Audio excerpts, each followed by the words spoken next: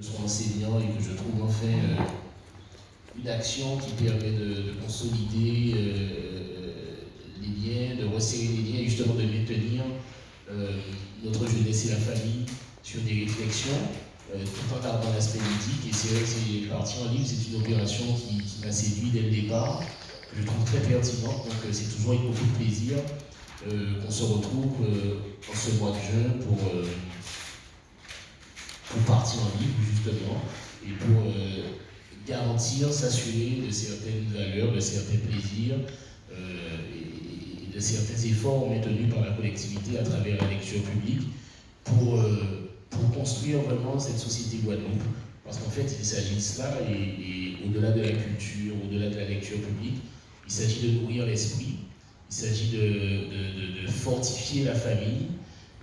C'est un peu la démarche qui est la nôtre à travers nos actions que nous pouvons notamment au mois de mai, Fort en famille, et c'est tout naturellement qu'au mois de juin, mais en tous les cas, qu'on arrive à maintenir nos petits Guadeloupéens éveillés à travers des contes, à travers des lectures, à travers des jeux traditionnels, en tous les cas pour fortifier cette Guadeloupe et garder les esprits et les consciences éveillées. Donc c'est toujours une belle collaboration avec la directrice de la lecture publique, Mme Evelyne Saha, et tous les autres collaborateurs et même toutes les autres bibliothèques de Guadeloupe. Et j'ai envie de dire, c'est probablement l'une des réussites de nos collectivités. Et elle se trouve dans la culture, la lecture publique précisément, c'est de pouvoir faire tous ces acteurs collaborer.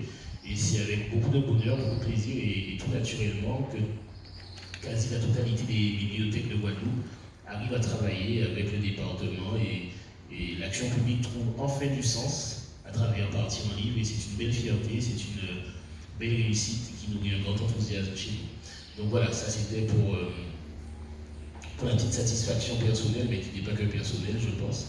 Tous les amoureux du livre pourront souscrire à cela. Donc je laisserai le soin aux collaboratrices de développer sur le thème cette année.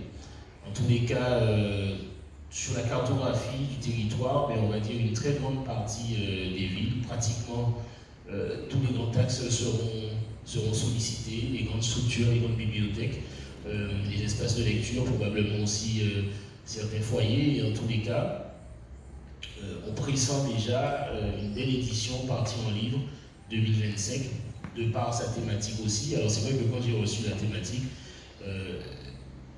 cette thématique, on dit ouais, les animaux et nous, donc après les Jeux Olympiques, après le sport, on arrive sur les animaux. Et en réalité, on conçoit qu'il y a une grande histoire, qu'on peut justifier ou pas, d'amour ou pas, entre l'homme et l'animal.